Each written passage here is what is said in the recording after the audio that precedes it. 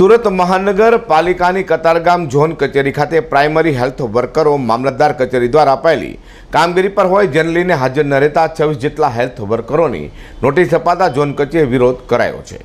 સુરત મહાનગરપાલિકાની કતારગામ ઝોન કચેરી ખાતે મોટી સંખ્યામાં પ્રાઇમરી હેલ્થ વર્કરો ભેગા થયા હતા અને વિરોધ નોંધાવ્યો છે। ત્યારે કારણ એ હતું કે 26 જેટલા કર્મચારીઓને જંતુનાશક અધિકારી દ્વારા નોટિસ અપાઈ હતી। અંગે પ્રાઇમરી હેલ્થ વર્કરોએ જણાવ્યું હતું કે કર્મચારીઓને મામલતદાર કચેરી દ્વારા બીએલઓની કામગીરી સોંપાઈ હતી, જેથી સુરત મહાનગરપાલિકામાં હાજર ન રહેતા જંતુનાશક અધિકારી દ્વારા તેઓને નોટિસ અપાઈ છે, જેનો વિરોધ કરાયો છે। પાર્થિવ દેસાઈ પ્રાઇમરી હેલ્થ સુપરવાઇઝર તરીકે નોકરી કરું છું સુરત મહાનગરપાલિકામાં।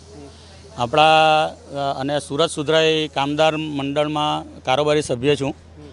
હવે છેલ્લા ઘણા સમયથી અમે બી જાણીએ છીએ કે ભાઈ ચોમાસાની પરિસ્થિતિ છે એટલે આપણે કામગીરી કરવાની હોય આરોગ્ય ખાતામાં હોવાથી, પરંતુ અમુક અધિકારીઓ એવું સમજે છે કે અમારા બાપાની પેઢી છે એટલે કોઈ પણ કારણ જાણ્યા મૂક્યા વગર આજે આ 26 માણસોને કર્મચારીઓને પૂછ્યા મૂક્યા વગર કારણ જાણ્યા વગર સીધો મેમો ફટકારી દીધો છે।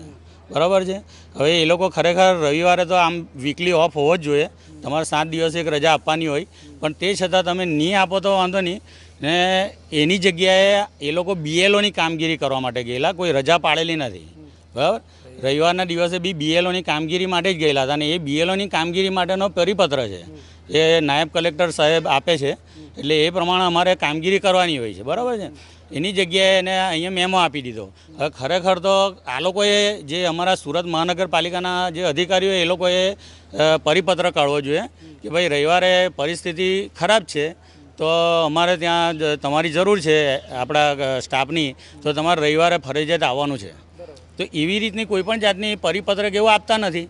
તો અમારે બી જ્યારે કોઈ માણસ જ્યારે નાયબ કલેક્ટર કે કોઈ પણ માંગે ત્યારે અમારે બી આપવાનું ને, મામલતદાર સાહેબ કોઈ બી માંગે ત્યારે એમને આપવાનું હોય, તો એમને એ લોકોને અમે કહીએ કે મૌખિક સૂચના છે કોણ માને, એટલે એ આપતા નથી અને ઉપરથી આ રીતનો ત્રાસ આપે છે। હવે માંગણી એ જ છે કે આવી રીતની હેરાનગતિ બંધ કરો અને નિયમ પ્રમાણે જે આપવાના થતા ઓફ હોય આપો।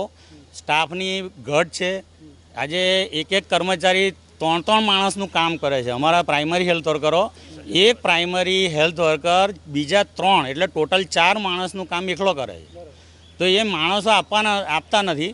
પ્રાઇમરી હેલ્થ સુપરવાઇઝર જે મલ્ટીપર્પઝ હમણાં એને ઇન્ટરવ્યૂ બી લેવાઈ ગયા છે, ખબર નહીં કયા કારણથી એની કોઈ ભરતી થતી નથી। બરાબર છે, એ 487 કર્મચારી હમણાં 26 જણાને નોટિસ આપેલી છે। એ આસિસ્ટન્ટ જંતુનાશક અધિકારી જયેશ પરમાર। સુરત મનપામાં હેલ્થ વર્કર કર્મચારીઓએ લાંબા સમયથી ઘટ ચાલી રહી છે, છતાં ભરતી કરાતી નથી અને અન્ય કામગીરી જતા કર્મચારીની રજા રાખી તેઓને નોટિસ અપાતી હોય તે લઈને કર્મચારીઓમાં ભારે રોષ જોવા મળ્યો છે। અઝર કૃષિ સાથે હર્ષદ સેઠા।